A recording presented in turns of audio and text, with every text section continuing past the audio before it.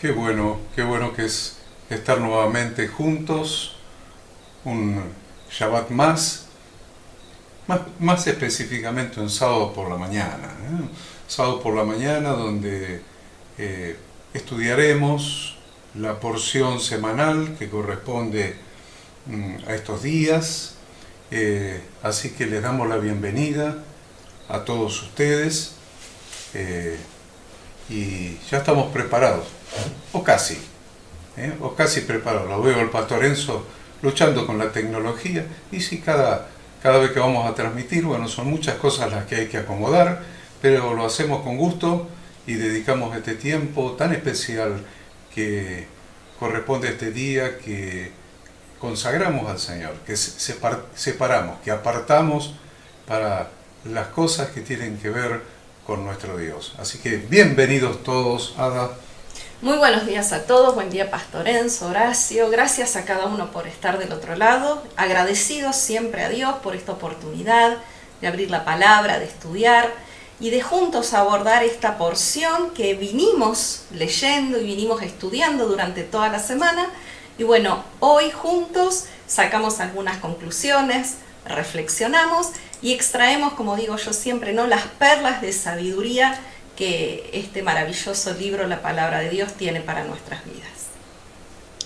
Buenos días, Ada, buenos días, Horacio, buenos días a toda la gente que siempre está cada mañana, cada sábado por la mañana con nosotros aquí, a los que se conectan después, un poquito más tarde, y también a los que lo ven en diferido después en el resto de la semana, ya sea por YouTube, por Facebook o por la página de Retorno TV.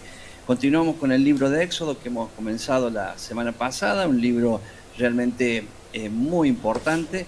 Nos habla de la salida de Egipto hasta un año después de haber llegado al monte Sinaí. Así que a prepararse para hoy, hay muchísimo contenido para poder interpretar aquellos días que estamos viviendo del Éxodo, o sea, la salida de Egipto hacia la tierra prometida, que es lo mismo hoy. O sea, lo que estamos viendo acá es el mismo camino espiritual que estamos viviendo hoy en la salida de este mundo a la venida del Señor y hacia su reino milenial.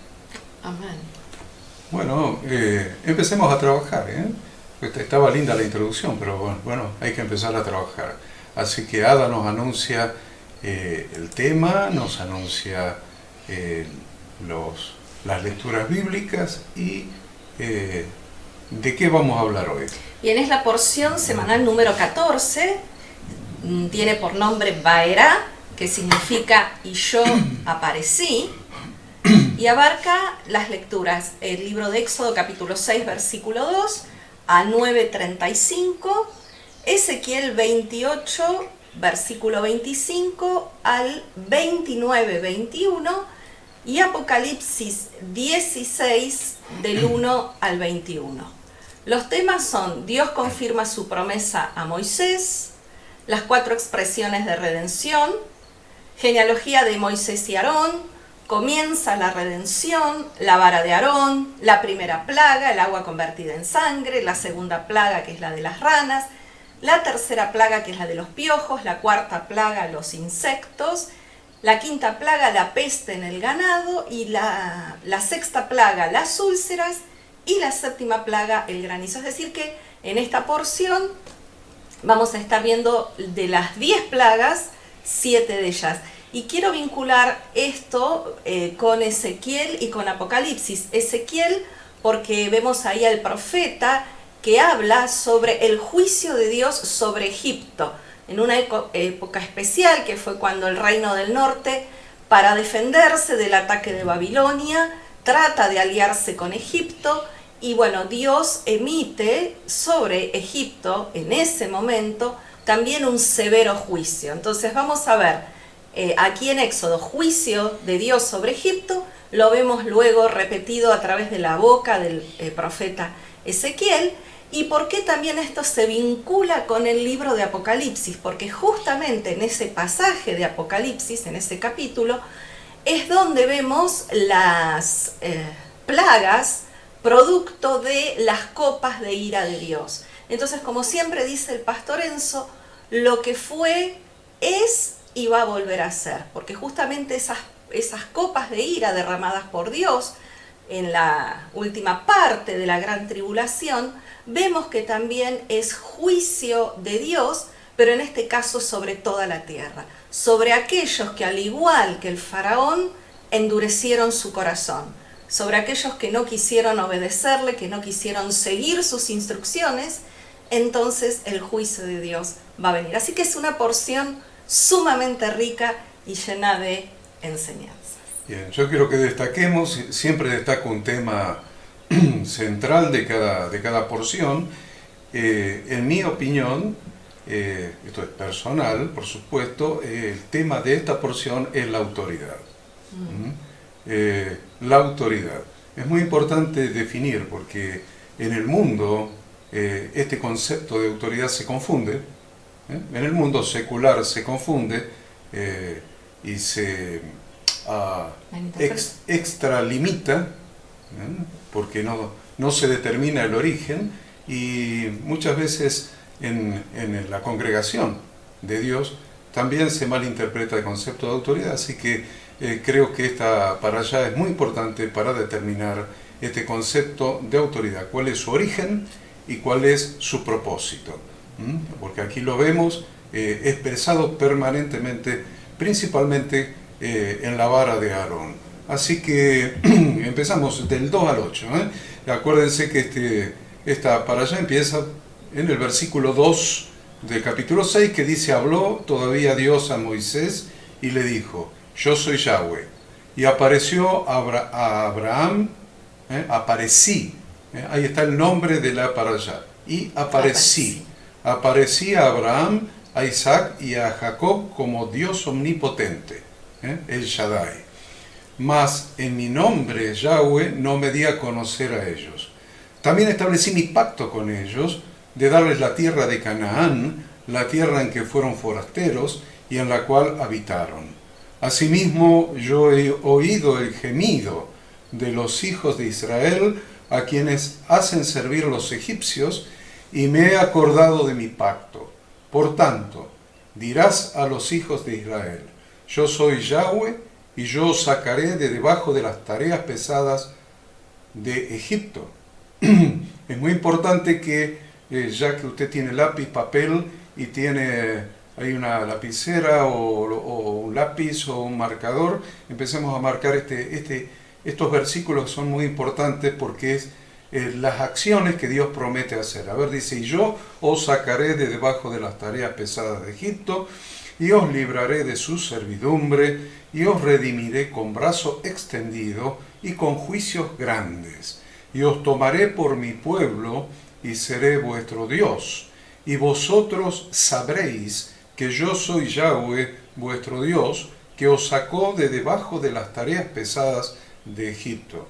Y os meteré en la tierra por la cual alcé mi mano jurando que la daría a Abraham, a Isaac y a Jacob.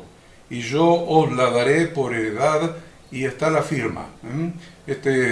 Son promesas hechas con su nombre antepuesto, pero con su nombre puesto con la firma al final.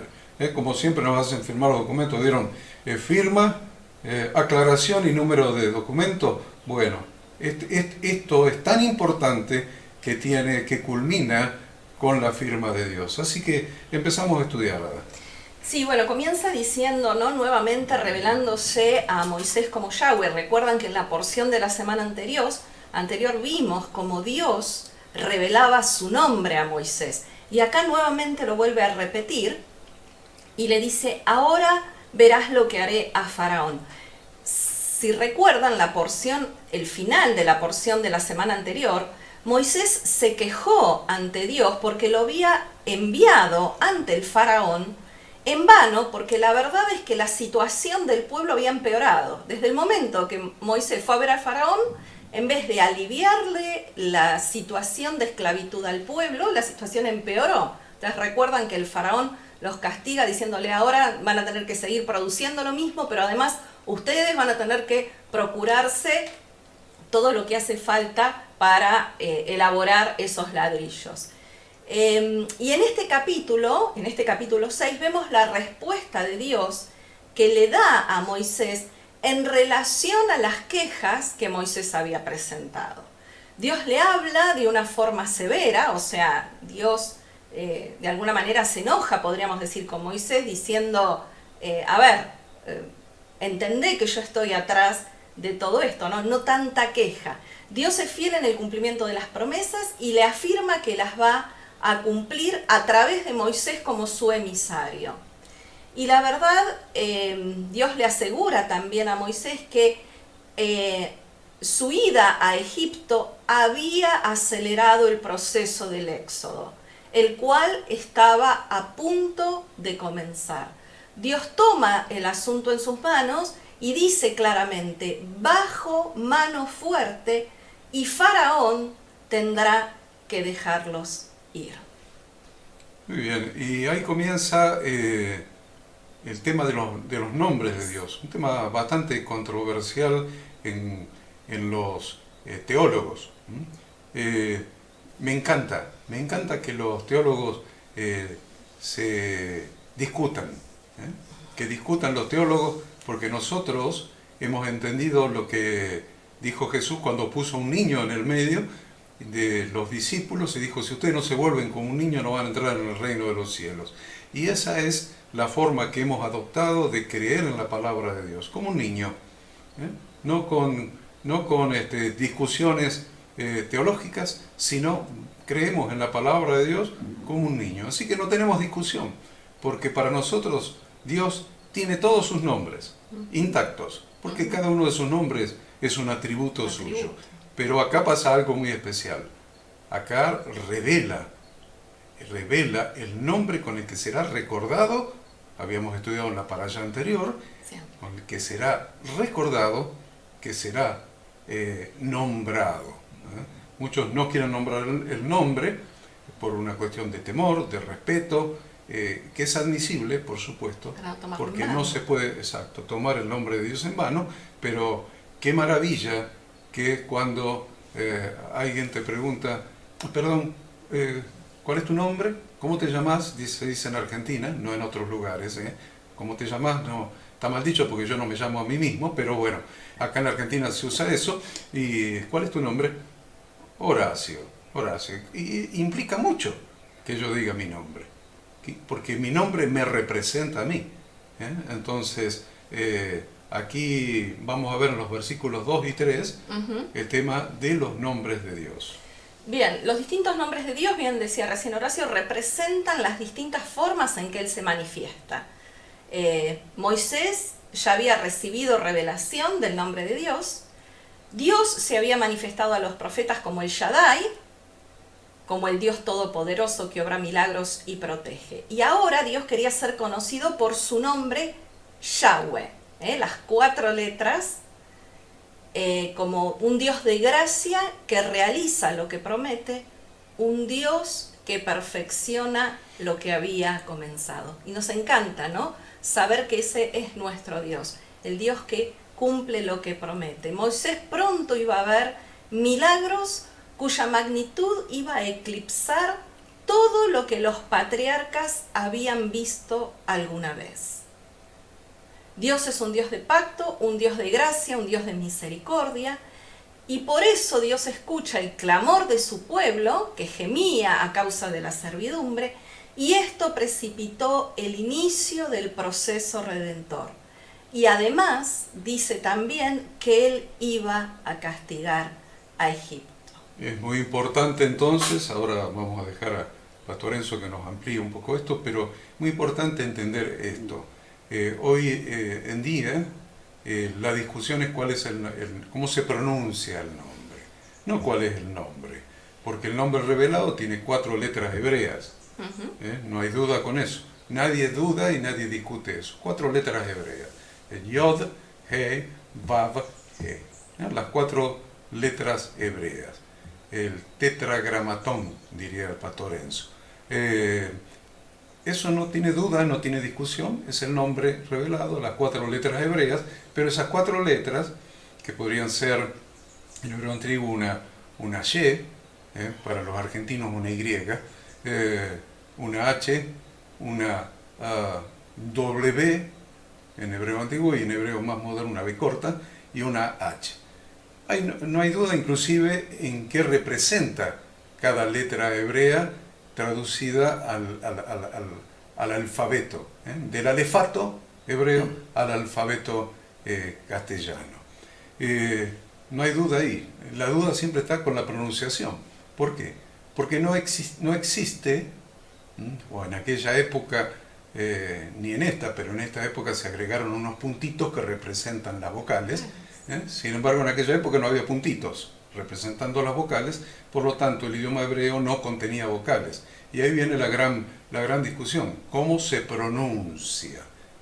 Entonces, la Biblia que nosotros hemos usado, con la que nos hemos convertido, la Reina Valera de 1960, lo traduce como Jehová.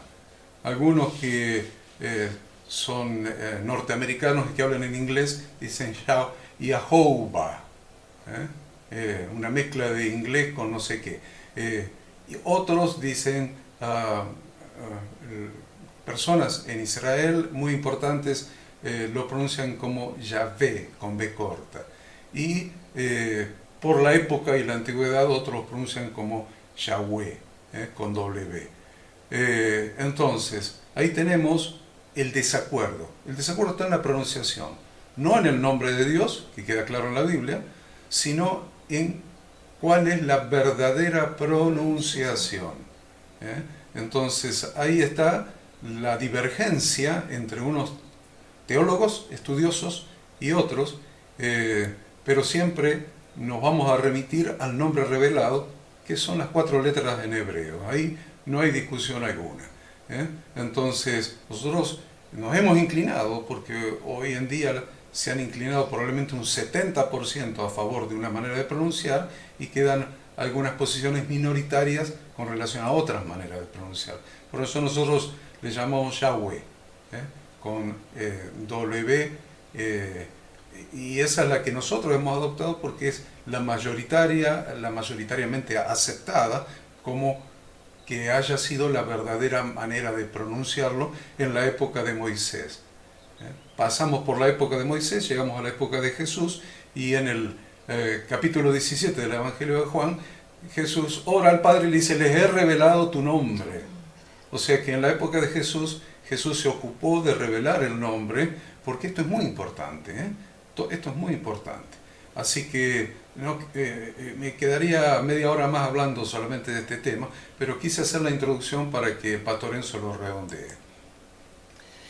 Bueno, nosotros en Córdoba tenemos el Palacio de Justicia, escrito con las letras como se escribía en el no sé qué año, y tiene la J, la B corta, y la I, después el resto que está es similar. Y nadie dice justicia, todos decimos justicia, ¿cierto? Entonces, a nadie, o sea, aún leyendo la B corta, la gente dice U. Entonces, bueno, coincido totalmente con Horacio. No es el tema la pronunciación, lo que tenemos que andar enseñando, sino es simplemente la base, que es las 4 letras, que eso es lo más importante.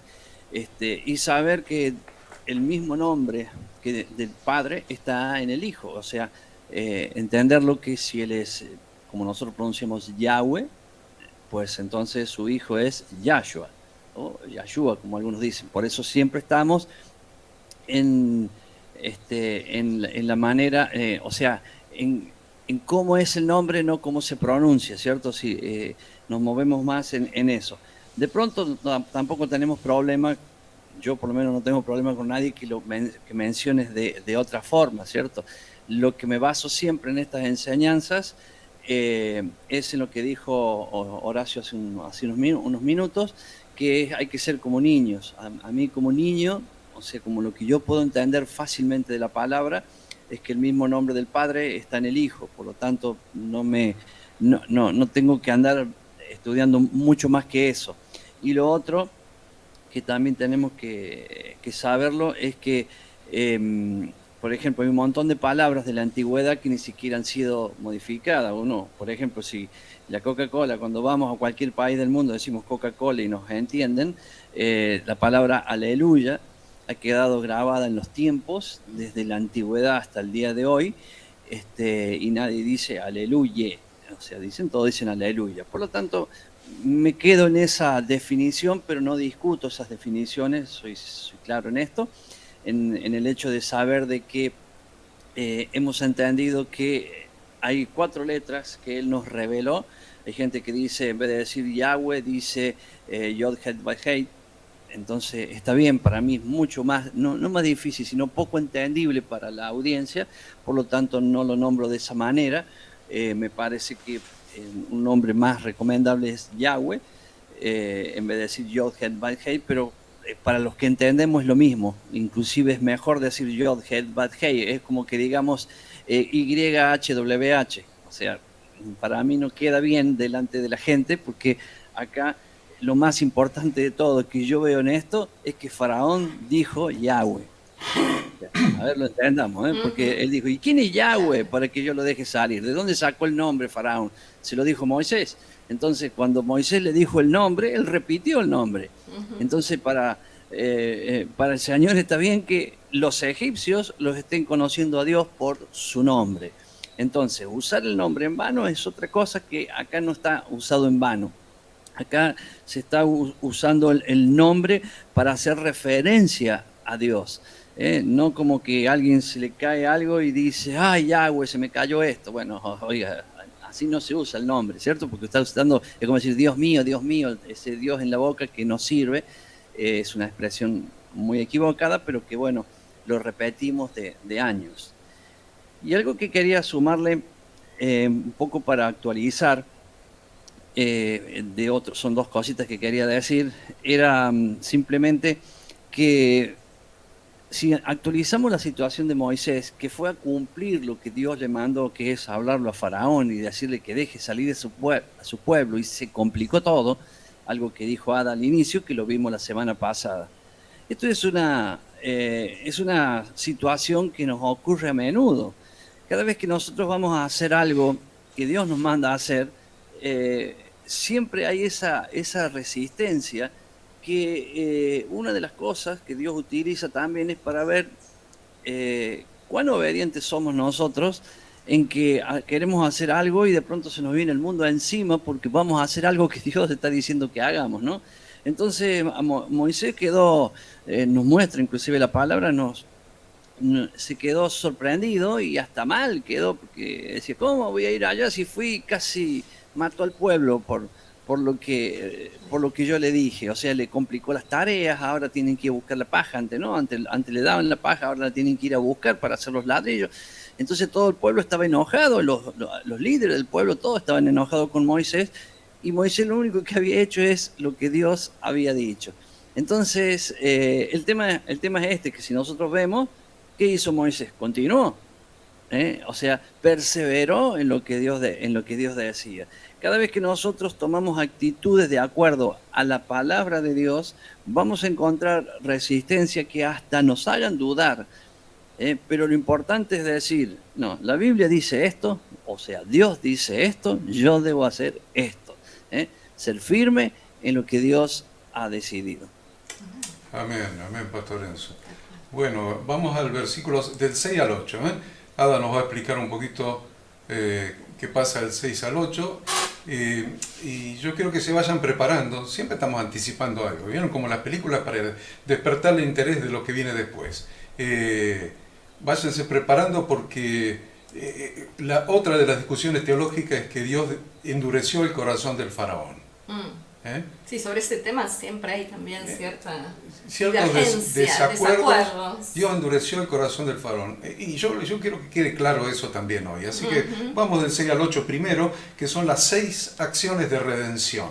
Dios iba a redimir a su pueblo e hizo 6 acciones de redención. Recién lo hemos leído, le dije que lo marquen, y ahora Ada comienza a explicar las 6 acciones de redención. Bueno, lo primero que Dios les dice es, yo soy Yahweh, y esta revelación encadena la veracidad de cada una de las siguientes. Y cada una de estas revelaciones comienzan con un I, con una letra I. Una Y. Que hace que todas ellas dependan de la revelación del nombre y de la persona de Dios. Lo primero que les dice, los sacaré de debajo de las tareas pesadas de Egipto, los libraré de la servidumbre, los redimiré con brazo extendido y con juicios grandes. Eso con respecto al primer punto. Entonces, los sacaré de debajo de las tareas pesadas de Egipto. Los libraré de la servidumbre. Dios liberaría a su pueblo de la esclavitud de forma definitiva. Los redimiré con brazo extendido y con juicios grandes. Cuando el brazo extendido de Dios, con grandes juicios, aniquiló el poderío de Egipto para siempre. Nunca más Egipto volvió a ser una potencia mundial. ¿Se dieron cuenta, no? Está hoy en día entre las naciones pobres del mundo, entre las naciones pobres de la tierra. Yo le asigno bastante culpabilidad al faraón de eso, al faraón, porque el faraón despreció la prosperidad que José le había dado al pueblo. El faraón menospreció la prosperidad, y lo vamos a ver en una plaga que destruye los sembrados. Al revés de lo que había hecho José. Bien. Bueno. La segunda revelación que Dios les da, les dice, los tomaré por mi pueblo. Dios los tomó como su pueblo cuando les dio la Torá en el Sinaí, porque eso significaba el pacto de bodas con Israel, llamado también Ketubá. Entonces, en ese momento Dios los toma como su pueblo. Luego, en tercer lugar, dice, yo seré vuestro Dios, asegurando que el que no tenga a Yahweh por su Dios, no pertenece a su pueblo. Eso es clave, Tomen nota de eso. Tomen nota de eso, que estamos hablando del nombre. Hemos comenzado la primera parte, y bueno, ¿cómo es entonces el punto Ada? El punto 3 es... Les dice el punto 3, les dice, yo seré vuestro Dios, asegurando que el que no tenga a Yahweh como su Dios no pertenece a su pueblo. La cuarta revelación les dice, yo me aseguraré que vosotros sepáis que yo soy Yahweh vuestro Dios, que los sacó de debajo de las tareas pesadas de Egipto. La quinta revelación que les da es, los meteré, los introduciré en la tierra de mi juramento, esa promesa que le había hecho a los patriarcas. Y en sexto lugar dice, yo se las daré por heredad. No solamente los va a introducir a la tierra, sino que se las va a dar por heredad. Dios se lo confirma, que les va a dar esta tierra como un legado, algo que va a permanecer para siempre, una posesión eterna. Qué importante, ¿no? Pastor Enzo, ¿seguimos o quiere introducir acá? No, simplemente que esta palabra está prácticamente repetida en Ezequiel 36 y nos muestra que la misma promesa que Dios le da acá al pueblo, porque esto es una promesa de Dios para su pueblo, porque está hablando, haré esto, ¿cierto? Esta misma promesa está en Ezequiel, y Ezequiel está mucho después de Moisés, sino que ¿qué está haciendo Dios? Repitiendo, Ezequiel, si quieren anotar, Ezequiel 36, 25 en adelante, está hablando prácticamente de estos mismos verbos, que es repitiendo, añadiendo más cosas hacia su pueblo, que dice, esparciré sobre vosotros agua limpia, los redimiré, todo eso, y se repiten todas estas palabras, y uno dice, pero ¿cómo? Si eso está en Ezequiel, ¿cierto? ¿Por qué? Porque está hablando del pueblo, o sea, de las dos tribus. En este caso está hablando de la tribu de la casa de Israel, que está dispersa en el mundo. Entonces, que Él los va a volver a juntar, nos va a limpiar con agua y nos va a introducir en la tierra. Entonces, esta promesa que fue hecha para los hebreos en la salida de Egipto está repetida en Ezequiel, anunciando cómo el Señor va a sacar del medio del mundo a todos sus hijos, que ya lo está haciendo, ¿cierto? Y preparándolos para llevar hacia la tierra prometida. Excelente, excelente. Y eso comenzó, o sea, ya tiene casi 2000 años de estar haciendo ese trabajo el Señor, porque mandó a su hijo, a Yeshua, a hacer ese trabajo. No he venido sino a buscar las ovejas perdidas de la casa de Israel. Y ahí empezó él a hacer este trabajo que menciona el pastor Enzo, a buscar las ovejas perdidas de la casa de Efraín, la casa de Israel, las tribus dispersas del norte, y desde la ascensión de Jesús, que también estaba prometido ahí en Ezequiel, el Espíritu Santo de Dios derramado en el corazón de sus hijos, sigue con esta tarea de juntar a las ovejas perdidas de la casa de Israel hasta que el Señor venga a instituir su reinado milenial. Vamos a los versículos 9 al 13. Hay algo importante que me decía Ada anoche en la cena familiar del día de reposo, el 9. De esta manera habló Moisés a los hijos de Israel, pero ellos no escuchaban a Moisés a causa de la congoja de espíritu y de la servidumbre. De la congoja de espíritu y de la servidumbre. No escuchaban. Y usted dice, bueno, se volvieron sordos de golpe. Tenían un toscano en la oreja, dice el dicho popular. ¿Qué pasó? De golpe se le metió un toscano en la oreja. Bueno, a ver, Ada, ¿cómo es el asunto este? Porque tiene su vuelta a esto, ¿no? Sí, es que en realidad dice claramente, no escuchaban a causa de la congoja de espíritu y de la dura servidumbre. Y esto lo podemos ver claramente en la mayoría de los seres humanos, con lo que debemos aprender a tratar. ¿Por qué? Porque muchas veces nosotros presionamos para que las personas que vienen acongojadas, afligidas por diferentes situaciones o tribulaciones, pretendemos que entiendan todo, se conviertan y cambien automáticamente su vida. Sin embargo, este no es el modelo que Yeshua nos dejó. ¿Por qué? Porque Jesús primero satisfacía las necesidades de las personas y recién luego les daba la oportunidad de seguirlo y aprender la Torá de su padre que él enseñaba. Entonces, primero necesitamos o debemos aprender a satisfacer esas necesidades, ayudar. Cuando la persona está en medio de esa congoja, de esa tribulación, de esa dificultad, no tiene, humanamente hablando, la capacidad de entender.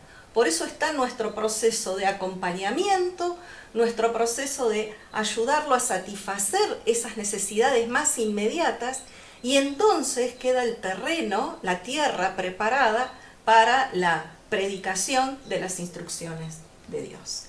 Qué bueno, qué bueno. Y Moisés pensaba que no lo entendían porque era tartamudo, ¿vieron? No. Y lo vuelve a decir. Dice, los hijos de Israel no me escuchan. No me escuchan. No me escuchan. 2 veces lo dice. ¿Cómo va a escuchar el faraón si soy tartamudo? Lo dice en el 9 o y torpe de labios, dice, ¿no? Torpe de labios. Si no escucha el pueblo, que son hebreos, que conocen la Torá. ¿Y qué me va a escuchar el faraón? Menos. Que es un incircunciso idólatra, que se ególatra, porque se adora a sí mismo. Entonces, es muy importante eso, porque Dios le da algo especial que también hay que destacar en esta para allá. Dios le dio mandamiento para los hijos de Israel y para Faraón, rey de Egipto, con el propósito de que saquen a los hijos de Israel de la tierra de Egipto. Entonces, varias veces en esta para allá vemos el tratamiento diferencial que hace Dios de los hijos de Israel en relación con el faraón. Los hijos de Israel estaban acongojados, su espíritu acongojado a causa de la dura servidumbre, no tenían la capacidad de escuchar. Entonces, hay una cosa muy diferente lo que Dios hace con sus hijos que lo que hace con el rey de Egipto, con el mundo. A sus hijos les da instrucciones de cómo deben prepararse, de cómo deben proceder, de cómo deben esperar, de cuál es su emuná, de cuál es su esperanza, de cuál es su teyubá. Son instrucciones a sus hijos. Pero para Faraón eran órdenes. No eran instrucciones. Miren la diferencia y después lo van a ver en las señales y las maravillas. Las señales eran para su pueblo. Lo dice el Nuevo Testamento también. Las señales son para los hijos. Para los hijos. Pero después los milagros, los milagros eran para que se conviertan los incrédulos. Bueno, acá hace la diferencia también. Un tratamiento totalmente diferente entre sus hijos y el mundo. Dice, no, pero a mí me pasa lo mismo que al vecino. No, no es lo mismo. A lo mejor te duele parecido. O a lo mejor te duele más. Pero el propósito de Dios es diferente. Es que vos aprendas. Son instrucciones para sus hijos. Instrucciones para Israel. En cambio, para el mundo no hay instrucciones. Al mundo le caen los juicios. Al mundo le caen las plagas. A sus hijos no. Son cosas diferentes el tratamiento que hace Dios con sus hijos y con el mundo. Entonces, el objetivo de Dios se iba a cumplir. Entonces Dios por eso interpone su autoridad y dice, bueno, ahora les voy a dar mandamiento, que tienen que obedecer. Moisés y Aarón quedaron fritos ahí porque Dios dijo, bueno, hasta acá me venís con que sos tartamudo, con que no podés hablar, que la gente no te entiende, qué sé yo, qué cosa. Bueno, anda y hacé lo que yo digo. Dejate tartamudear, hacé lo que quieras. Y es muy interesante ver en el resto de la historia de Moisés, cuando Moisés hablaba al pueblo, ¿qué pasó con la tartamudez?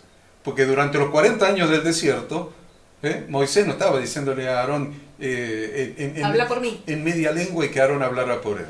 Moisés se levantaba y hablaba al pueblo. ¿Qué pasó con la tartamudez? Todos tus problemas, todos tus miedos, todos tus temores para servir a Dios, que te impiden servir a Dios. Que si yo no puedo hacer esto, yo no sé enseñar, yo tengo miedo, yo tengo vergüenza, yo no sé hablar en público, yo no sé esto, yo no sé lo otro, no tengo carácter. Miren cómo lo curó Dios a Moisés. No tengo carácter, soy tartamudo. Perfecto, mira cómo lo curó. La cura es la obediencia. La obediencia a la palabra de Dios. Dios te manda, anda. Y lo que no podías hacer, lo vas a poder hacer en el nombre del Señor. Porque Él te va a curar. Te va a curar lo que no sabías hacer. Pastor Enzo.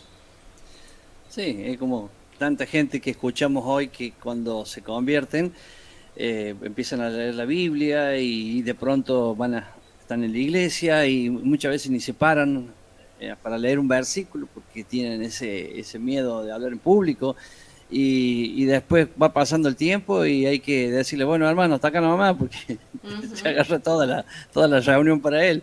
Entonces se compara mucho eso a Moisés cuando la persona va leyendo y va aprendiendo lo que tiene que hacer, sabe que tiene que hacerlo. Al principio se resiste porque siente miedo a hablar en público, además, y después el mandamiento le va ocupando el lugar en el corazón y se anima y se suelta para hacerlo, ¿no? Esto se repite, claro, en diferentes posiciones de las que está cada uno, porque siempre hemos dicho que Moisés tenía ese problema de la tartamudez, pero al final de la historia no le vemos ese problema.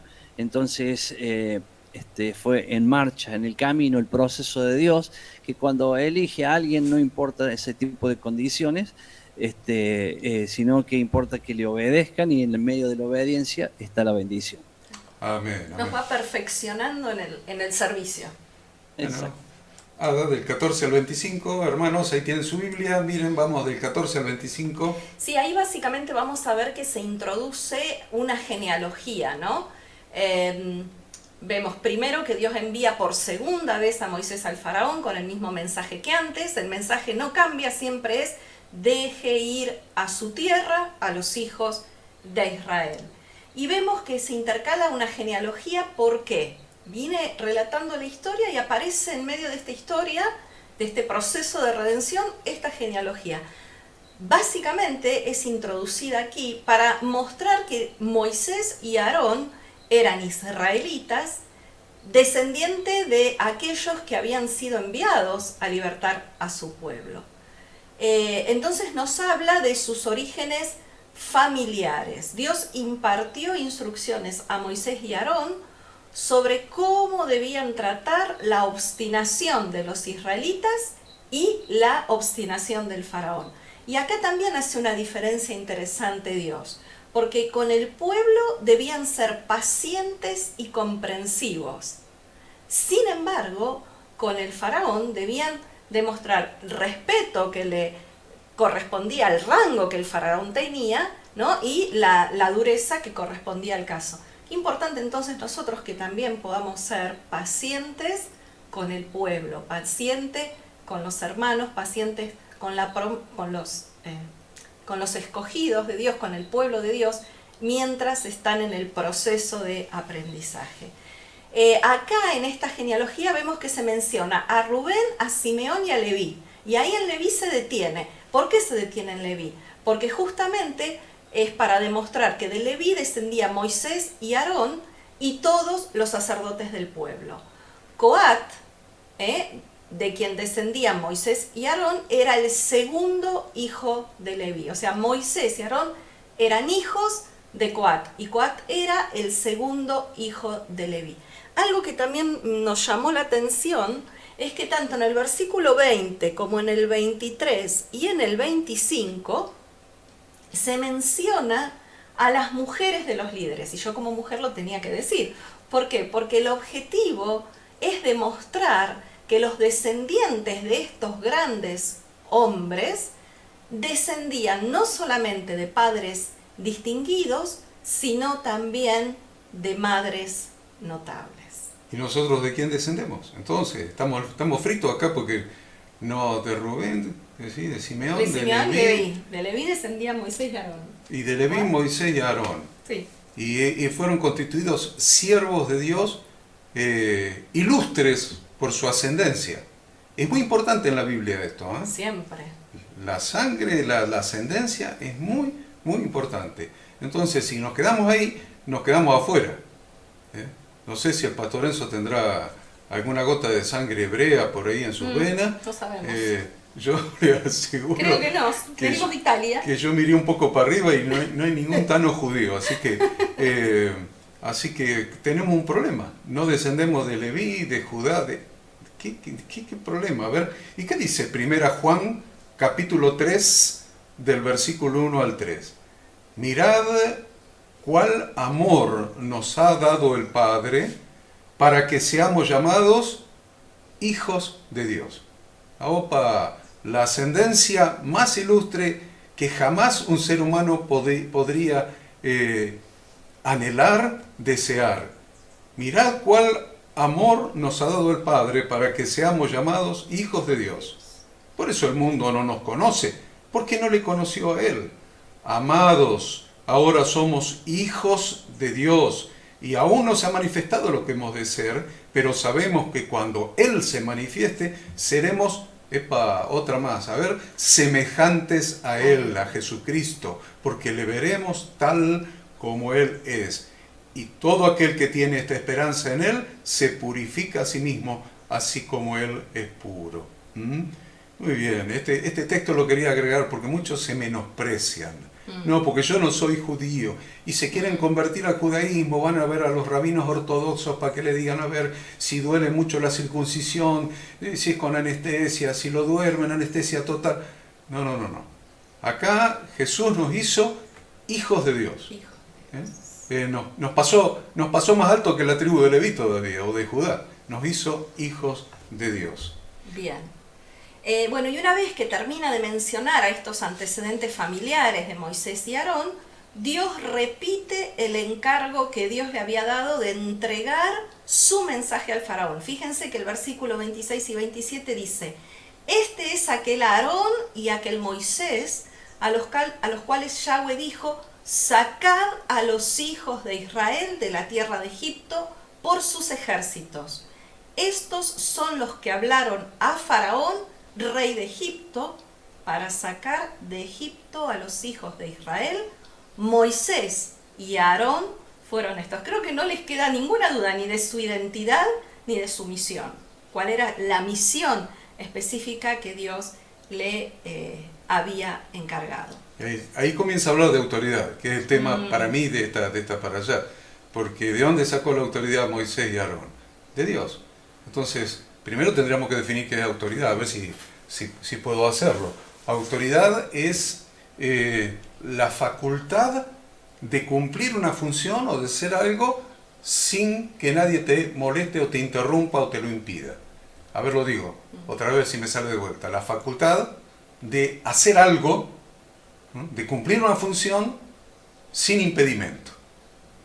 Eso es autoridad. Y la autoridad, la segunda cosa, es originaria de Dios. El ser humano no tiene autoridad originaria, porque la autoridad originaria es de Dios. Es como cuando Jesús dice, yo soy el buen pastor su vida da por las ovejas. Bien, el pastorado es originario de Jesús. ¿Qué quiere decir que es originario? Que si es originario y aparece alguien que se dice ser pastor, no quiere decir que no lo sea, quiere decir que tiene una autoridad delegada, una función delegada del originario. Si es delegada, va a tener que rendir cuentas de lo que hace con el pastorado, al que él tiene la facultad originaria. Vamos a llevarlo a la autoridad. La autoridad originaria es de Dios. Todo el que detenta una autoridad en el mundo es delegada por Dios, no es originaria. Por lo tanto, si tiene autoridad delegada, va a tener que rendir cuenta. Por eso Jesús a Pilato le dijo, ninguna autoridad tendría si no te fuere delegada de lo alto. ¿Qué les dijo? La autoridad de mi Padre. Si vos tenés autoridad política, es porque te la delegó mi Padre. Si no, no tendrías ninguna, porque la autoridad originaria es de Dios. ¿Se entiende esto? Es por eso a Jesús le preguntaban, ¿con qué autoridad haces estas cosas? Y él la tenía clara, porque la autoridad se la había delegado su propio Padre. Así que la autoridad siempre es originaria de Dios. Y Dios se la da a quien Él quiere, sin importar si es tartamudo o no es tartamudo, si es viejo o es joven. Porque Moisés tenía 80 años, lo dice está para allá. Moisés tenía 80 años cuando fue adelante del faraón. Un anciano de 80 años, tartamudo, con el pueblo que no lo entendía y se le ponía en contra, yendo a enfrentar al emperador del mundo. Hay que tener autoridad para hacer eso. Pero Dios, que es el originario de la autoridad, había delegado esta autoridad en Moisés y en Aarón. Vamos a dar por terminado este capítulo, salteando todo lo que habíamos anotado hoy, pero vamos al 7. Vamos al 7 porque si no ya estamos por la mitad del tiempo. En el 7 hay cosas muy fuertes. Hay cosas muy fuertes porque Dios le dice a Moisés en el versículo 1, yo te he constituido Dios para Faraón. Y ahí esta es la para allá de los problemas teológicos, ¿viste? Yo te he constituido Dios para Faraón. Y tu hermano Aarón será tu profeta. Tú dirás todas las cosas que yo te mande, y Aarón tu hermano hablará a Faraón para que deje ir de su tierra a los hijos de Israel.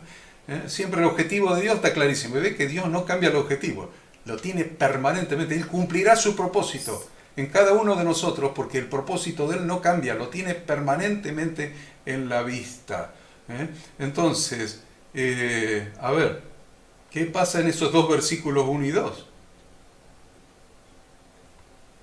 Bien, le dice, yo te he constituido Dios para Faraón. Esto es una clara figura de Dios y de Yahshua, es decir, de Dios hablando a través de su Hijo. En Juan 14:10 Jesús dice, ¿no crees que yo soy en el Padre y el Padre en mí? Las palabras que yo os hablo no las hablo por mi propia cuenta, sino que el Padre que mora en mí hace las obras. Y claramente vemos que Yahshua solamente hablaba la palabra de Dios, la Torá de Yahweh, su Padre. Es muy importante esa figura, porque esa figura se perfecciona en Jesucristo. En Jesús. Hablando Moisés como un Dios para el faraón y Aarón diciendo al faraón claramente las palabras que había hablado Moisés. Y esto es, entendamos, que Jesús no habló ninguna cosa que no haya sido la Torá de Dios. Entonces, muchas veces estamos con Jesucristo que trajo la gracia, que la Torá fue abolido, porque toman mal el Juan 1.17, ¿viste? La Torá fue dada por Moisés, mas la gracia y la verdad vinieron por Jesucristo. No malinterprete, contextualicen, metan en contexto para poder entender. Porque Jesús jamás habló otra cosa diferente a lo que es la palabra de Dios. La palabra de Dios, la Torá de Dios. Entonces Jesucristo habló, así como Aarón hablaba con fidelidad la palabra que Moisés le transmitía, Jesucristo habló con fidelidad la palabra de su Padre. Porque esto es una figura que se cumple perfectamente en Jesucristo. ¿Es así, Pastor Enzo, o no es así? Sí. Y es lo que se tiene que transmitir a nosotros, que nosotros estemos haciendo exactamente lo mismo, que nosotros no hablemos lo que queremos, sino que hablemos lo que la Biblia dice, que eso es el gran problema de todo, ¿no? Porque el tema es que mucha gente, inclusive en algún momento, hasta mi caso personal, hemos intentado facilitarle a la gente la palabra y decirle, bueno, pero esto no es tan así, ¿cierto? Y no, es hablar tal cual está escrito. Que la gente tenga que aprender cosas, por ejemplo, como la que dijiste vos recién sobre que era la Torá, el versículo que dijiste sobre la gracia. La gracia y la verdad vinieron por medio... La Torá por medio de Moisés fue dada, pero la gracia y la verdad vinieron por Jesucristo. Claro. ¿Por qué la gente con una mirada a ese versículo, cierto, la separa y no le da el contexto que tiene que ver? Porque ya hay un prejuicio sobre eso, ya se ha hablado sobre eso, como que ahí hay una diferencia, y realmente ahí no hay ninguna diferencia. Ahí está hablando de algo que fue... La Torá la dio Moisés, o sea, ¿y qué hace Jesús? Justamente es potenciar la Torá, hablando lo mismo y dando aún más gracia sobre lo que se está hablando, porque Jesús no dijo nada más que todo lo que está escrito, y en algún lado resumió, y por resumir, ¿cierto?, lo sacan de contexto. Por ejemplo, cuando él habla un mandamiento nuevo les doy, que se amen unos a los otros como yo los he amado. Está repitiendo Torá. No está dando un mandamiento nuevo, eso ya está, solamente que ahora está la interpretación, porque ahora hay un ejemplo en él, como él lo hizo. Entonces uno ya entiende cómo amar al prójimo entre los hermanos. Entonces al verlo ya se puede interpretar mejor lo que está escrito, pero él no está dando algo nuevo si eso está mencionado literalmente como él lo dijo. Muy bien, entonces... El versículo 3. Versículo 3 dice, yo endureceré el corazón de Faraón y multiplicaré en la tierra de Egipto mis señales y mis maravillas. Dios le reitera que al principio el Faraón se negará a obedecer y que incluso cuando esté a punto de sucumbir en su obstinación, Dios hará que se empecine en su actitud de total rechazo. Entonces, pobre tipo. Si Dios te quiere endurecer, ¿quién te va a ablandar? Entonces, es inocente Faraón. Es inocente porque Dios lo endureció. Esto es muy importante teológicamente hablando, porque siempre los errores que cometemos, como le dice Juan 1.17, el problema es la descontextualización de un versículo. Siempre el problema es la descontextualización. Entonces, acá pasa lo mismo. A ver, este Faraón, ¿no estudiamos en una parashá anterior que se levantó en Egipto un nuevo Faraón, un nuevo rey que no conocía a José? Bien, y era tan bueno este rey que no conocía a José, que te trató con tanta cuidado a los israelitas. No, era un desgraciado este. Este tenía el corazón endurecido. O lo que hizo. No, dice, mira cómo se multiplicaron. Vamos a hacer dos cosas. Primero lo vamos a esclavizar, lo vamos a hacer esclavos para que construyan 2 ciudades. Y que el estrés y la presión impidiera que se sigan reproduciendo. Y si se reproducen, que las parteras maten a todos los varones, a todos los hijos. Qué bueno que era Faraón. Era un tipo que tenía el corazón endurecido. ¿Me entienden lo que estoy diciendo? Entonces muchas veces estamos con la teología, a ver, no, porque a partir de la quinta plaga Dios lo endureció. No, léalo al revés. Es exactamente al revés que lo que yo he escuchado durante muchos años. 68 años de vida que tengo. Es al revés. Es al revés, no es que Dios lo endureció a partir de la quinta plaga. El tipo tenía el corazón duro. El tipo era una piedra. El tipo era un criminal, era un asesino de bebés. Mandó a matar a los niños hebreos, varones. Así es como aparece Moisés ahí entre unos juncos, en un Moisés justamente. Una cestita. En una cestita que hoy se llama Moisés, en honor a Moisés. Entonces, era un criminal, un asesino y un esclavista, un dictador. Tenía el corazón duro. Entonces, es al revés. Miren cómo se lo voy a plantear al revés. Durante las 5 primeras plagas, Dios le dio la oportunidad. A este corazón endurecido le dio la oportunidad de hacer teshuvá durante 5 plagas. Mintió y rechazó. Rechazó y mintió. Y mintió y rechazó. Sí, está bien, Moisés, orá por mí, orá para que se vaya la plaga, que yo hice teshuvá. Hice teshuvá. Volví. Ahora entendí quién es Yahweh, que yo no soy el Dios, que Yahweh es el Dios. Entonces, no fue que Dios después de la quinta le endureció el corazón. Fue al revés. Dios en las primeras 5 le dio la oportunidad de hacer teshuvá, de hacer arrepentimiento, de ablandar su corazón. No lo ablandó. Dios dijo, ¿queréis ir por ahí? Anda tranquilo.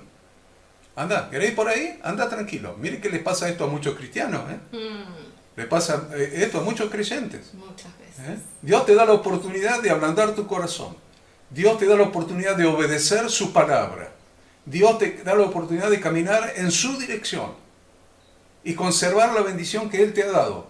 Porque Egipto era una nación, un imperio bendecido por los hebreos, por José. Dios te da la oportunidad de conservar la bendición que te ha dado. Pero vos tenés el corazón duro. No querés caminar en esa dirección, no querés obedecer. Te tomás la bendición y decís, pastor, ore por mí, listo, ya está. Oró por mí, recibí la bendición, se fue la plaga y dale otra vez con el corazón endurecido. Y Dios te da una nueva oportunidad, y una nueva oportunidad, y una nueva oportunidad, hasta que llega un momento que dice, ¿querés caminar por ahí? ¿Querés ir en esa dirección? Ya vas a volver con el equino exhausto, dicen los finos, y nosotros decimos, ya va a volver con el caballo cansado. Vas a volver con el caballo cansado. ¿Querés ir para ahí? Dale. Ay, me aparté de la iglesia por tal cosa. Ay, porque ahora el Señor me prosperó y me permitió comprar el auto, entonces tengo que salir los fines de semana con mi familia. Ay, el Señor me dio un buen negocio y el negocio trabaja mejor los sábados que el resto de la semana. ¿Pero quién te dio el negocio? Entonces, y dale, y Dios te da la oportunidad de volver a hacer teshuvá, arrepentimiento. Y si no lo querés hacer, no es que Dios te va a poner el corazón duro, ya lo tenés el corazón duro, ya lo tenés. Dios te va a decir, ¿querés ir por ahí? Andá por ahí, porque vas a perder todas las bendiciones, inclusive con el granizo, las bendiciones que habías recibido de José. Y tenés un ídolo que es tu primogénito ahí, hasta el primogénito vas a perder. Así que es fuerte lo que estoy diciendo, por eso voy a respirar mientras que el pastor Enzo aliviana un poco esto. Bueno, si ustedes se fijan, la actitud de muchos líderes que tratan, o sea, primero vamos a empezar por esto, ¿no?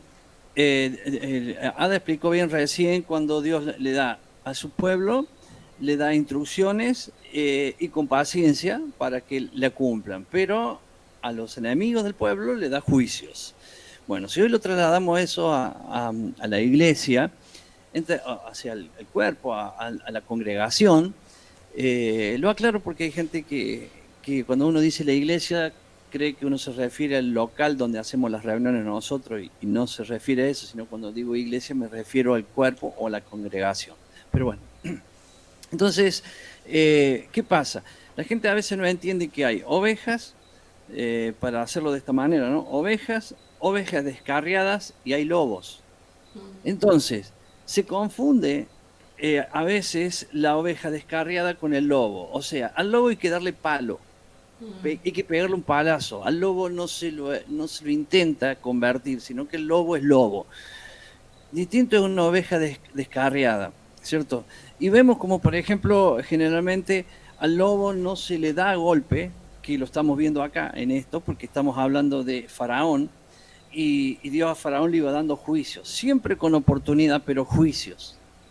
Él tenía que presentar, en algún caso, como dice la palabra, que el Señor convertirá nuestro corazón de piedra en un corazón de carne. Pero eso tenemos que permitirlo nosotros. Si no lo hacemos, el corazón seguirá siendo de piedra. Y para un corazón de piedra, lo único que quedan son juicios. Dios sabía que este hombre, Dios sabía, ya lo había demostrado Faraón antes de esto, porque no hay peor cosa para Dios que toquen a su pueblo. Entonces, si nosotros vemos la venida de Jesús, no me refiero a la nube, como algunos le llaman la venida, sino que eso es otro evento. La venida de Jesús, cuando Él va a pisar la tierra, si nosotros vemos ese evento, el Señor viene a hacer venganza de lo que se le hizo a su pueblo en todas las generaciones.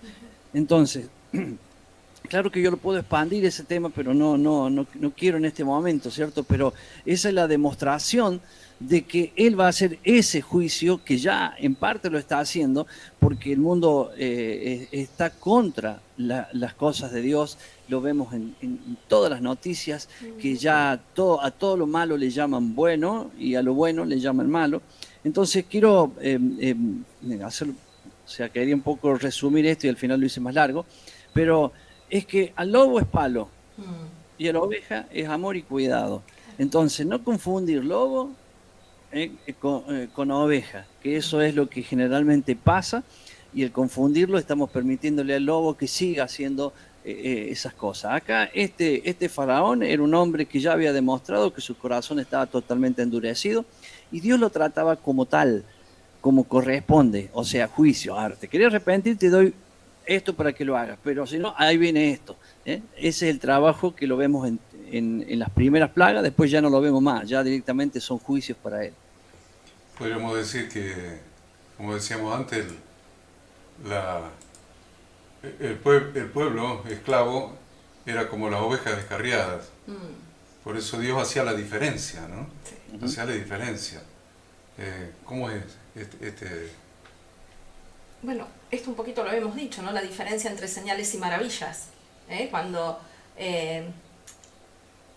Dios confirma que el mensajero fue enviado por Dios, por eso Moisés realizó las señales solamente para los israelitas, para que creyeran que Él lo había enviado. En cambio, las maravillas comprueban la autenticidad de aquel que envió el emisario. O sea, las maravillas hablan de Dios. Las maravillas eran para mostrar que realmente Dios era el que estaba enviando a Moisés. Por eso es que Moisés realizó maravillas para que el faraón, quien había cuestionado la existencia de Dios, no le quedara otra alternativa que comprobar que Dios era real, que era el que estaba en control de todo y que Dios era el que había enviado a Moisés.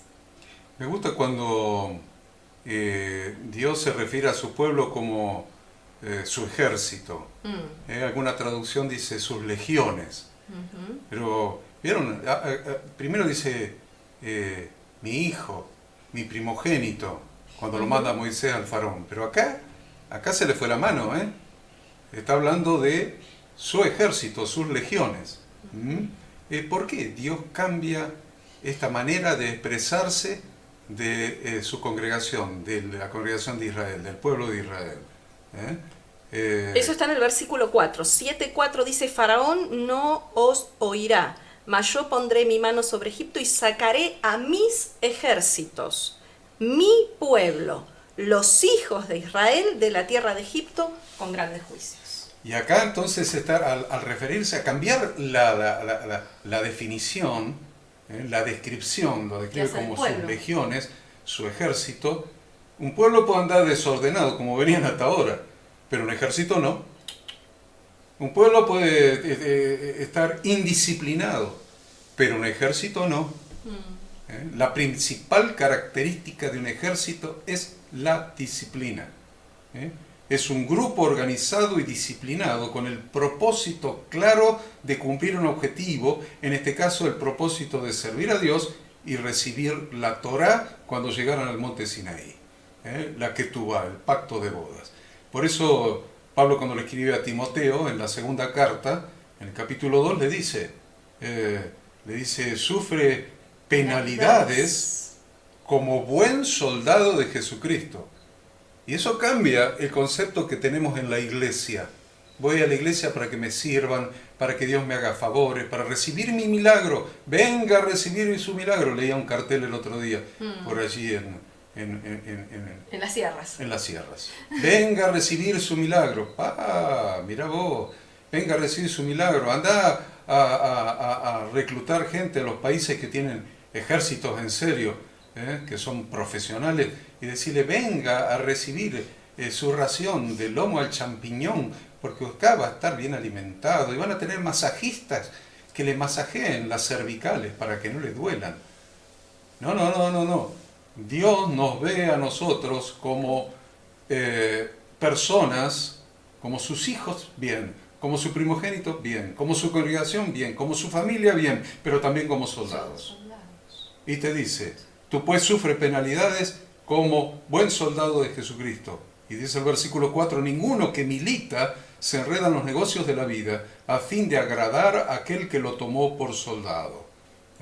Y lea después todo el pasaje de punto aparte a punto aparte. Entonces... Después le piden, a partir del versículo 8 le piden un milagro, ¿no? Del 8 al 13. No sé si Moisés... Enzo Carrasquilla.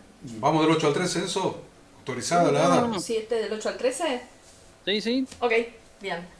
Bien, dice, habló Yahweh a Moisés y a Aarón diciendo, si Faraón os respondiere diciendo, mostrad un milagro, dirás a Aarón, toma tu vara y échala delante de Faraón para que se haga culebra.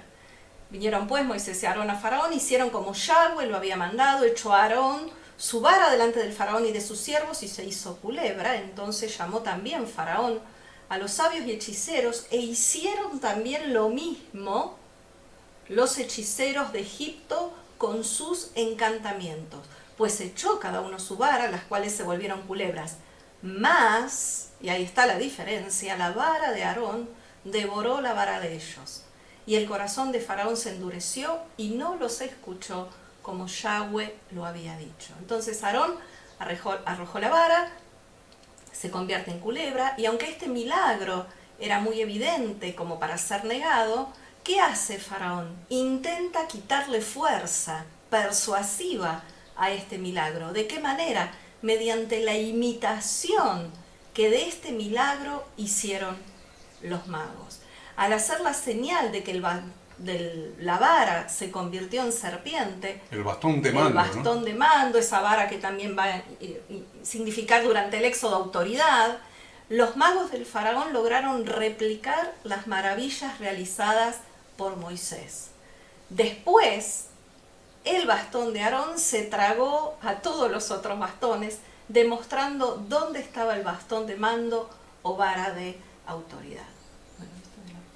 En el reino de Dios se crece sirviendo, no por jerarquía. El bastón de mando no se obtiene por jerarquía, por categoría, por título. Se llega a tener autoridad en la iglesia, en el reino de Dios, en la congregación de Yahweh, por elección divina, por fidelidad y por testimonio. Dice, porque yo he tenido el llamado del Señor hace 40 años atrás, 30 años atrás. Entonces vemos siervos de Dios, o ministros, vamos a llamarle ministros, y vos decís, conociendo su historia, realmente tuvieron un genuino llamado, una vocación, y dieron su vida, sacrificaron su vida, la vida de su familia, su tiempo, hicieron sacrificios hace 30 años. ¿Y ahora qué pasó? ¿Por qué cambió todo? Obedézcanme porque yo soy el pastor, no importa lo que yo diga. Vayan a lavarme el auto, páguenme las vacaciones. Ahora yo tengo derecho a no trabajar porque yo sacrifiqué todo lo que tenías. Y la otra vez yo le pregunté a un ministro, ¿qué es lo que sacrificaste? Y yo tenía un almacén, dice, y lo cerré para comprar el templo. Ajá, está bien, era todo lo que tenía. Y eso te dio derecho a que ahora no detentes tu autoridad en la jerarquía, porque yo soy el ungido de Yahweh. Sonamos, mirá cómo le fue al ungido de Yahweh, que fue Saúl, ¿no? Entonces, lo que viene por ese llamado, lógico, nadie puede negar el llamado que Dios ha hecho para servirlo a cada uno de sus hijos, a cada creyente, pero es elección divina, o sea, llamado, fidelidad y testimonio, para estar cumpliendo la función asignada por el Señor, porque la autoridad depende de la función y es exclusivamente para cumplir esa función.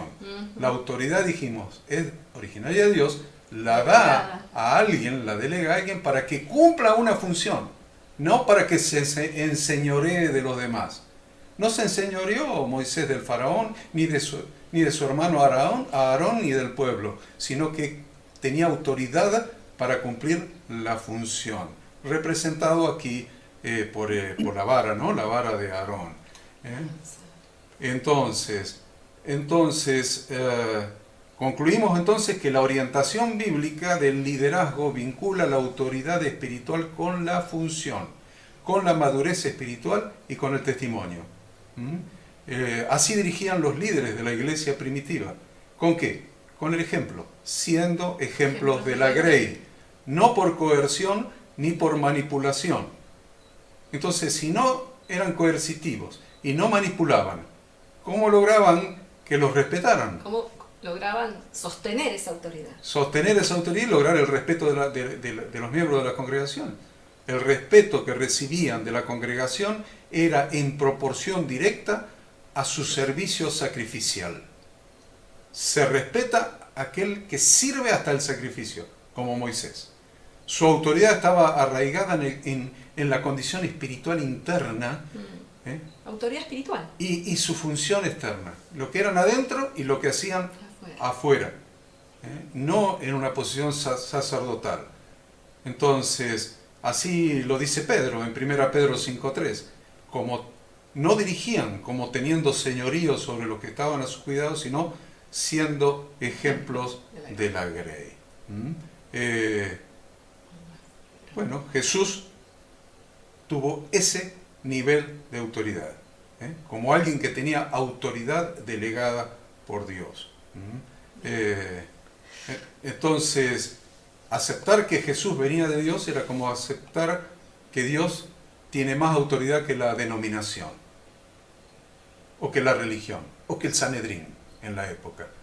Entonces, hoy, aceptar las palabras de Jesús, que fueron la Torá de su Padre, su enseñanza, es aceptar que la Biblia tiene más autoridad que la denominación. Siempre. Y ese es un problema para la religión. La Biblia tiene más autoridad que la denominación, porque yo le puedo hablar de diferencias de interpretación de la misma palabra de diferentes denominaciones actuales, y vos mirás en la Biblia y bueno, es nada más que interpretación o tradición. Entonces, aceptar, volver a hacer teshuvá, volver a la palabra de Dios, implica aceptar que la palabra de Dios, que Dios mismo tiene más autoridad que tu apóstol, tu padre espiritual, tu denominación, tu propio pensamiento, tu propia interpretación. Por eso algunos dicen, yo estoy de acuerdo en casi todo de la palabra de Dios, o hacemos teshuvá y aceptamos que la autoridad proviene de Dios, o vamos a tener un problema, vamos a ser faraones modernos. ¿Vamos con las plagas, Enzo? ¿O quiere agregar algo? Vamos. Sí, solamente quiero... Me gustó eso. Bien. Me imaginaba yo. Algo tenías. No, es un tema actual y muy, muy conflictivo, ¿no? Yo pasé por una etapa en hablar de esto. Yo me acuerdo cuando le decía a la gente, bueno, pero la Biblia dice esto acá. Sí, pero mi pastor dice esto otro. Contrario a lo que dice la Biblia. Entonces, bueno, al principio yo decía, bueno, hermano, ¿qué va a hacer? Haga como usted quiera. Y fue pasando los años hasta que la gente te dice, pastor, pero mi pastor dice esto y para mí la Biblia dice esto. Y hoy le digo, vaya a hacer ese lugar entonces, así de una, ya no doy más vueltas. ¿Por qué? Porque si la persona está en un lugar donde le están exigiendo hacer algo que la Biblia dice que no, que dice otra cosa, pues que se vaya de ahí y que esté en una congregación que se haga lo que la Biblia dice, ¿no? Y quería solamente recordarle a la gente que esto que estamos viendo fue un proceso de que Dios le dice, anda a Faraón, decirle que deje salir a su pueblo, son 3 días de acá para que estén conmigo. O sea, en realidad eso es lo que Dios quería, sacarlos de Egipto, un camino de 3 días, y llevarlos a un lugar que Dios ya tenía preparado, una sorpresa para su pueblo.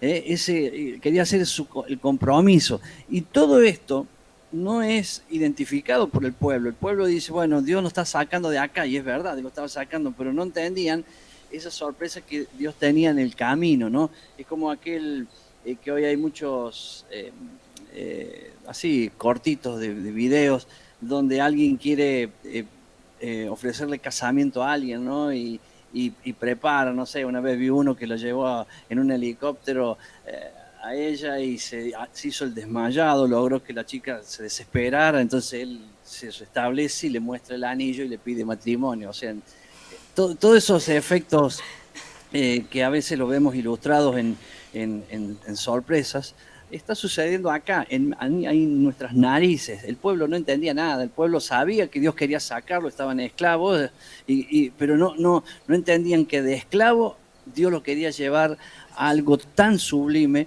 como ser su esposa, ¿no? O sea, entonces no le quitemos de ese objetivo, porque acá lo vemos a Moisés insistiendo, deja salir al pueblo, por eso ahora, como decía Horacio, vamos a ir a las plagas, y en cada plaga vamos a ver lo mismo, deja salir al pueblo, deja salir al pueblo. Dios quería sacar el pueblo para hacer ese pacto con ellos. Qué bueno el propósito de Dios, ¿eh? Qué bueno el propósito de Dios. Entonces vamos a las plagas, 10 plagas, de las cuales... En esta porción vemos 7. En esta porción vemos 7, y para que tenga relación con Apocalipsis, ¿no? Donde se ven 7. Entonces, realmente no hay nada nuevo bajo el sol, dice el Pastor Enzo, todo lo que fue, lo que es y lo que será. Pero, ¿es lo que será? ¿Qué significa es lo que será? Lo que será significa que aprendete bien estas historias de la Torá, porque lo vas a volver a ver. Y tenés que estar preparado para volver a verlo. Pues el secreto no es saber, el secreto es estar preparados, es prepararnos. Entonces, estudiemos bien estas plagas, porque va a volver a suceder, tal como lo dice Apocalipsis, y debemos estar preparados, debemos estar en él. Bien, si hacemos una especie de introducción al tema de las plagas, o una pauta general de las plagas, vemos que las 10 plagas se estructuraron en 3 grupos de 3 plagas cada una, después de las cuales va a venir la última plaga, la 10ª, que es la muerte de los primogénitos, cuyo objetivo era doblegar la resistencia del faraón y redimir a los israelitas de Egipto. Las 3 primeras plagas, que vamos a estar viendo ahora, demostraron que Yahweh realmente existe. Las siguientes 3 plagas demostraron que su providencia se extiende incluso en cuestiones del mundo y que Él no es indiferente a las cuestiones materiales. Eso van a demostrar estas otras 3 plagas. Y las últimas 3 demostraron que no existe ningún poder que pueda ni siquiera compararse con Dios. Únicamente las primeras 2 plagas fueron precedidas por advertencias al faraón. Cuando éste ignoró esas advertencias, las 2 plagas se transformaron en testigos que daban veracidad del tema. Y la tercera plaga de cada serie, de estas 3 series de 3, la tercera plaga en los 3 casos no fue precedida por ninguna advertencia. Una vez que Moisés expuso el punto, esa tercera plaga llegó únicamente para castigar al faraón y a su pueblo por no haber prestado oídos al mensaje que se había transmitido. Algo también interesante de estas plagas, la primera advertencia de cada grupo de estas 3, la primera de cada grupo de 3, Dios lo manda a Moisés al Nilo, donde estaba el faraón a la mañana. Y la segunda de cada plaga, de estas 3 series de 3, la segunda, Dios lo envía a Moisés al palacio real, debido a que ambos, tanto el Nilo como el palacio, significan o personifican la altivez del faraón. Este se veía como amo y señor del Nilo, fuente de la vida agrícola de Egipto, y cuando el monarca era zarandeado por una plaga, recurría al palacio para apuntalar su resistencia. Entonces se atacaron las dos figuras más fuertes. Para ellos el Nilo era un dios al que le debían la prosperidad de la tierra, las riquezas agrícolas y demás. El Nilo para ellos era un dios. Y el faraón era el dios del Nilo. Y el faraón era el Estaba por encima del dios Nilo, estaba el faraón. O sea, ahí tienen la explicación que está dando por eso Dios elige estos dos lugares, ¿no? Como muy estratégicos para demostrar o anunciar la caída del faraón. La primera plaga que encontramos ahí en el capítulo 7, a partir del versículo 14, del 14 al 25, es la plaga de sangre. Dios envió a Moisés al río porque quería que el faraón viera con sus propios ojos cómo el agua se convertía en sangre. Apenas Moisés dio la orden divina, el río Nilo se transforma, se convierte en sangre. Dijimos que era un ídolo para los egipcios, porque la tierra y todo el país recibían del río muchos beneficios que les servían. Y adoraban más que a Dios, que era el creador del Nilo, ¿no? Ellos adoraban a, como sabemos, falsos dioses. Y también adoraban la creación, pero no el creador. Más que el creador. Exacto. A la creación más que en lugar del creador, ¿no? Interesante. Y muchas veces podemos ver en nuestra vida cuando de una cosa creada nos hacemos un ídolo. Dios nos la arrebata o nos amarga la vida con eso. Convierte en azote nuestro lo que nosotros hemos convertido en un rival suyo. Y esto muchas veces nos pasa, ¿no? De algo que Dios nos dio, como Horacio decía, Dios nos dio el auto, Dios nos dio el trabajo, y empezamos a idolatrar esas cosas que Dios nos dio. Entonces Dios de alguna manera va a tener que hacer que reaccionemos y que cambiemos el foco, porque el ídolo no son las cosas. Nosotros debemos adorar al único Dios real y verdadero, quien es el que nos da todas las cosas para que las disfrutemos. Es importante que entendamos que hay un paralelismo entre Moisés y Jesucristo.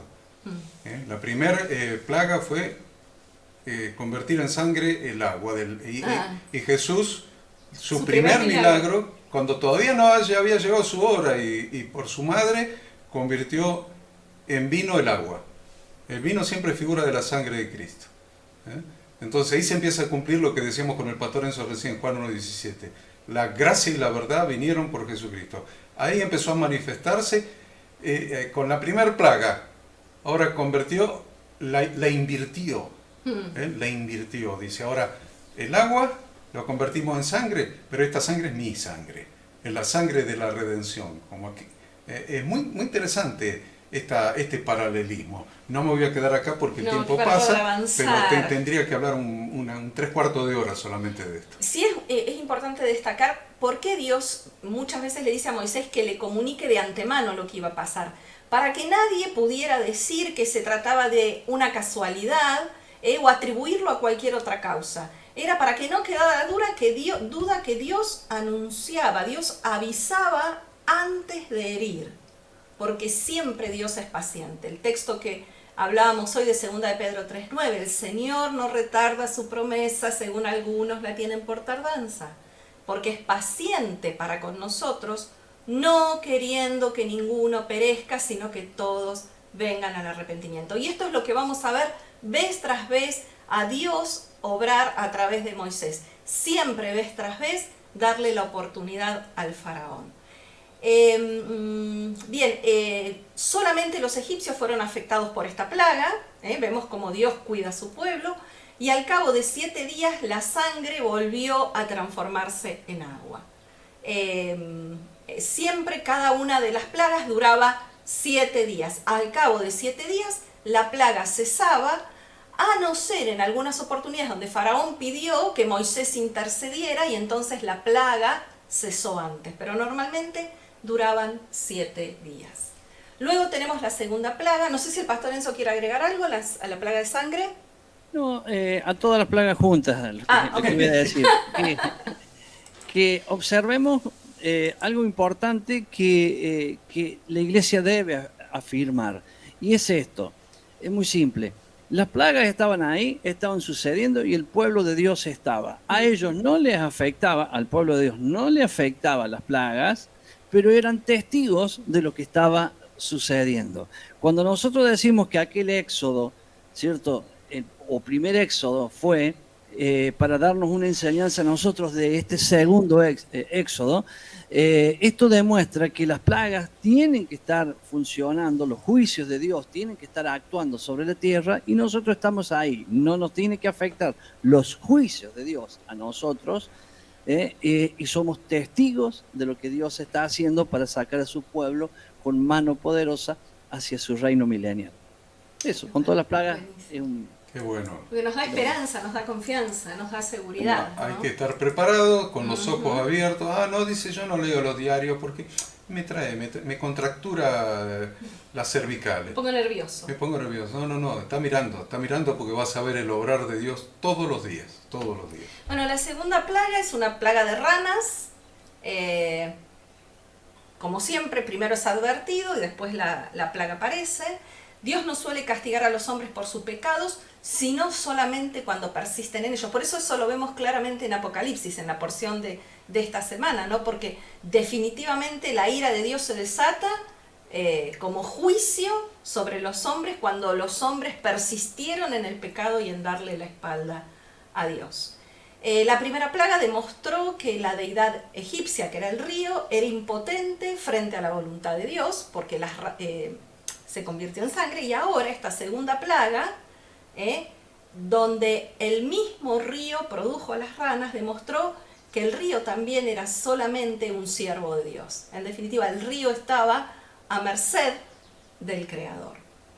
Algo que dice acá es que los magos imitaron a la plaga, pero no pudieron retirar las plagas que Dios... las ranas que Dios había enviado. Acá, entonces siempre, ¿no? El faraón tratando esto, de imitar, tratando de restarle poder a la maravilla de Dios, tratando de, a través de artilugios de los magos, restar eficacia a esas maravillas obradas por Dios. Y Moisés le demuestra que esto dependía de Dios, porque ya se había... Miren, primero no quería hablar porque era tartamudo, ahora se agrandó. Se soltó. Se agrandó Moisés, capítulo 8, versículos 9 al 11. Se agrandó. Dice, y dijo Moisés a Faraón, dígnate indicarme cuándo debo orar por ti, por tus siervos y por tu pueblo, para que las ranas sean quitadas de ti y de tus casas, y que solamente queden en el río. Entonces el Faraón le dijo, mañana, en el versículo 10, mañana.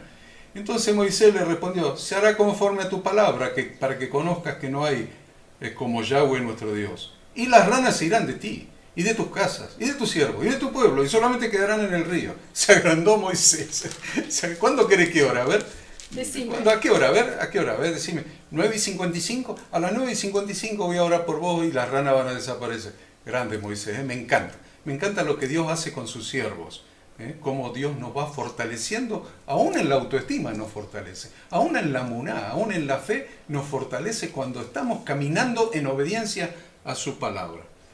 Bien, y vamos a ver que vez tras vez también en la cuestión de las plagas, cada vez que había un alivio leve, un alivio parcial, era suficiente para que otra vez el faraón endureciera o empecinara su corazón y no los escuchara. Mientras que el corazón de cada uno de nosotros no es renovado por la gracia de Dios, las promesas que hacemos en momentos de apuros, en momentos difíciles, en momentos de crisis, rápidamente se olvidan. Esto sucede hasta el día de hoy en las personas con el corazón endurecido. Necesitan recibir milagros permanentemente para seguir al Señor, pero si el Señor no les responde como ellos quieren, entonces dicen que se enojan con Dios. Y aún peor, muchas veces la gratitud por los milagros de Dios les dura muy poco y pronto están en la misma manera que estaban antes. Entonces, lo que decimos, no hubo una verdadera teshuvá, no hubo un verdadero arrepentimiento, solamente es la gracia de Dios obrando en nuestro corazón, como decía el pastor Enzo, la que es capaz de convertir un corazón de piedra en un corazón de carne y hacernos sensibles a la obediencia a Dios. Mencionamos los más las que siguen. Mencionamos la de los piojos, la tercera, mencionamos la cuarta, las moscas. Las moscas. Dios hizo una distinción entre, y hay que destacar esto antes de terminar, el de las moscas. Siempre es distinto. Vamos a aclarar algo para los teólogos. Yo sé que muchas personas estudiosas nos están viendo y nos verán después. Esta plaga consistía en un enjambre de moscas. Según la Reina Valera del 60, según la Biblia en inglés, según la traducción del hebreo, un enjambre de moscas, traducido en muchas Biblias como tábanos también, pero hay otras versiones. Una o dos traducciones hebreas que traducen como enjambre de bestias salvajes. Enjambre de bestias salvajes. Y hay algunos comentaristas de los sabios hebreos que dicen bestias salvajes, serpientes y escorpiones, o sea, le metieron serpientes y escorpiones también. Ahí si usted entonces ve la película Moisés va a ver por qué aparecen leones, tigres, qué sé yo, cuántas cosas. Y usted dice, ¿dónde está esa plaga en la Biblia? Bueno, es por estas divergencias que le estoy mencionando, que no se nos pasaron por alto, sino que vamos a seguir fieles a la mayoría de las traducciones, que es la de las moscas. Entonces, otra vez más, Dios hace una distinción entre su pueblo y los egipcios. El Señor conoce a los que son suyos y los ha puesto aparte para sí. Lo dice 2 Timoteo 2:19. El fundamento de Dios está firme, teniendo este sello. Conoce el Señor a los que son suyos, y apártese de iniquidad todo aquel que invoca el nombre de Cristo. Vendrá el día, como decía el pastor Enzo hace un rato, en que Él volverá a discernir entre el justo y el malo. Lo dice Malaquías. Dice, entonces os volveréis y discerniréis la diferencia entre el justo y el malo, entre el que sirve a Dios y el que no le sirve. Y Jesús lo ejemplificó de una manera más entendible todavía. Más gráfica. Entre las ovejas y los cabritos. Dice, Ezequiel también lo dijo. Dijo, en cuanto a vosotros, ovejas mías, Ezequiel 34:17, así ha dicho Yahweh el Señor. He aquí yo juzgo entre oveja y oveja, entre carneros y machos cabríos. Y Jesús dijo, cuando el Hijo del Hombre venga en su gloria, y todos los santos ángeles con él, entonces se sentará en su trono de gloria, y serán reunidas delante de él todas las naciones, y apartará los unos de los otros, como aparta el pastor las ovejas de los cabritos, y pondrá las ovejas a la derecha, a su derecha, y los cabritos a su izquierda. Entonces el rey dirá a los de su derecha, venid benditos de mi Padre, heredad del reino preparado para vosotros desde la fundación del mundo. Hay una diferencia, siempre Dios diferencia. No son todos iguales, como decían mis amigos de acá, de un pueblo vecino donde estamos ahora.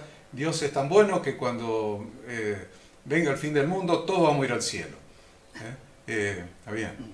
Y yo los conocía, los que estaban diciendo eso en una merienda que estábamos teniendo en un bar de ahí de mi pueblo, y algunos de la mesa ahí de al lado decían, sí, el Señor cuando venga, a mí me va a perdonar. Y yo decía, tiene que ser demasiado bueno el Señor para perdonarte a vos. Bueno, pero mandó a su Hijo, ¿no? Así que sí que es bueno.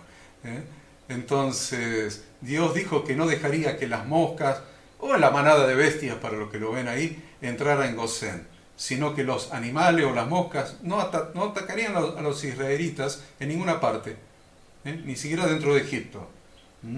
Esto fue algo sobrenatural, porque las moscas pueden entrar en cualquier lado. No sé si ustedes se dieron cuenta. Oh, sí. Que por ahí estás y decís, ¿por dónde entró? y son pegajosas como moscas, son molestas como moscas. ¿Por dónde entró? Entonces podían entrar en cualquier lado, y no entraron en Gosén, no entraron donde estaban los israelitas. Tremenda señal. Esto es prueba de que yo soy Yahweh en medio de la tierra se cumple. Entonces, yo creo que el 9 se nos quedó el nuevo, la quinta plaga, la peste del ganado, sí, y la sexta plaga, las úlceras, y la séptima, el granizo. Y el granizo, lo que yo les decía antes, que le hace perder la bendición que habían recibido por José, porque destruyó todos los sembrados, menos del trigo que todavía no había espigado. Dios siempre guarda su misericordia para dar una nueva oportunidad. Así que, bueno, creo que... bueno, no puedo dejar de decir que Dios le da la oportunidad a Faraón en el 9:19 al 21. Envía pues a recoger tu ganado y todo lo que tienes en el campo, porque todo hombre o animal que se halla en el campo y no sea recogido a casa, el granizo caerá sobre él y morirá. Le manda al Faraón a recoger su ganado. ¿Pueden ver la gracia y la misericordia de Dios? La pueden ver, está clarita ahí la gracia de Dios. Le manda al Faraón, que era un desgraciado, a recoger el ganado para que no se le muera. Impresionante, Pastor Enzo, esto. Sí, vemos el cuidado, el aviso y impartirle la responsabilidad. Le está diciendo: lo que muere es culpa tuya. Tal cual. Mía no, porque yo voy a hacer esto y vos podés evitar, salvar eso. Pero si no lo haces, la responsabilidad es tuya, te lo cobro a vos. Le pido a la gente que en todo este trayecto de las plagas que vamos a ir viendo y esta salida del pueblo de Egipto, siempre actualicemos esto que leemos, lo traigamos a nuestros días hoy, para que veamos el amor y el cuidado de Dios, no solamente para con nosotros, que las plagas, los juicios no son para nosotros, sino para que veamos también lo mismo, la responsabilidad de las cosas que se pierden no es por el juicio de Dios, sino por el hombre mismo que no toma cuidado de lo que debe hacer. Para mí, bendiciones, gracias, me despido hasta el próximo sábado a las 10 de la mañana. Bendiciones para todos, disfruten el día del Señor. Shabbat Shalom.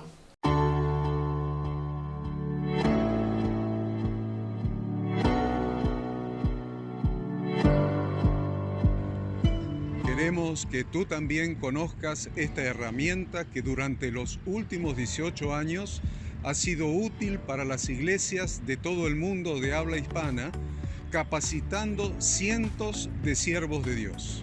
Las formas de aprender están cambiando y Ministerio Bíblico Internacional, a través de su facultad bíblica, brinda programas de formación ministerial bíblica, teológica y práctica para la multiplicación y edificación de la iglesia 100% online. Respondiendo a las necesidades de hoy, para aquellos que no cuentan con la posibilidad de asistir a clases presenciales, donde quiera que estés, en todo lugar, recibirás el material de estudio y verás las clases en vivo y on demand, accediendo a través de tu celular, PC, tablet o Smart TV. Recibe tu capacitación en las siguientes carreras: diplomado en teología para maestros de grupos de evangelismo y discipulado, licenciatura en teología pastoral, diplomado en teología y práctica ministerial para pastores, líderes y servidores. Súmate a los pastores que han organizado un grupo de estudio tutorial a distancia en la congregación con estudiantes locales y de las otras iglesias de la zona. Esta es tu oportunidad como seguidor de Cristo para comenzar tus estudios y completar tus exámenes desde la comodidad de tu hogar y en los horarios que tengas disponibles. Súmate al liderazgo de este tiempo y adquiere las habilidades, herramientas y valores necesarios para impactar el mundo con la palabra de Dios y transformar la vida de aquellos que creen al Evangelio. Para más información, ingresá a facultadbiblica.com.